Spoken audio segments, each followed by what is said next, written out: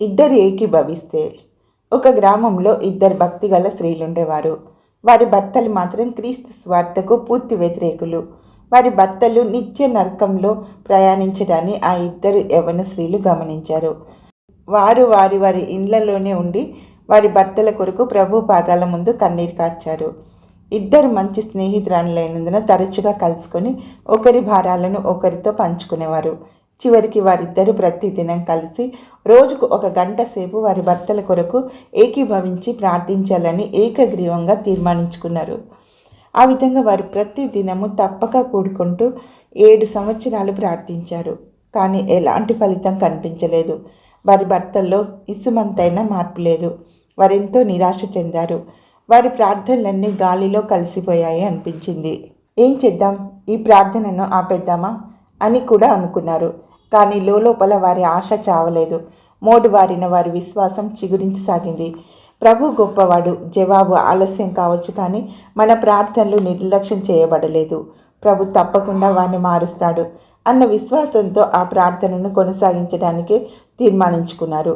ఇంకొక 3 సంవత్సరాలు కలిసి ప్రార్థించారు. వారిలో ఒక స్త్రీ అర్ధరాత్రి సమయంలో అకస్మాత్తుగా మేల్కొంది. అక్కడున్న దృశ్యాన్ని చూసి తన కళ్ళను తానే నమ్మలేకపోయింది. తను మోకరించి కన్నీటితో ప్రార్థన చేస్తూ ఉంటే ఎగతాళి చేసిన భర్త ఇప్పుడు మోకరించి వేదనతో ప్రార్థన చేస్తూ ఉన్నాడు. అది కలో నిజమో ఆమెకు అర్థం కాలేదు. అతడు మేలుకొన్న తన భార్యను చూసి, నా కోసం ప్రార్థన చేయి, రాత్రంతా నాకు నిద్ర పట్టలేదు, కృపాకాలం గడిచిపోతుంది, కరుణాపీఠం చేరుకోవడానికి తలుపులు మూయబడుతున్నాయి, ఇప్పుడు తప్పితే ఇక ఎన్నడూ నాకు తరుణం దొరకదు అన్నాడు.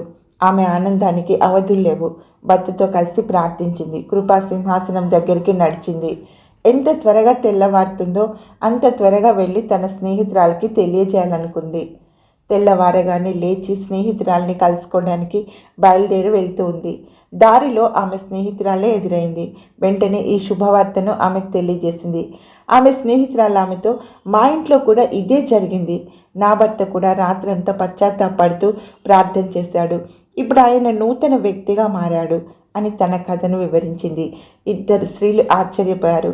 10 సంవత్సరాల ప్రార్థన ఫలించినందుకు, వారి కళ సాకారమైనందుకు దేవుణ్ణి ఎంతగానో స్తుతించారు.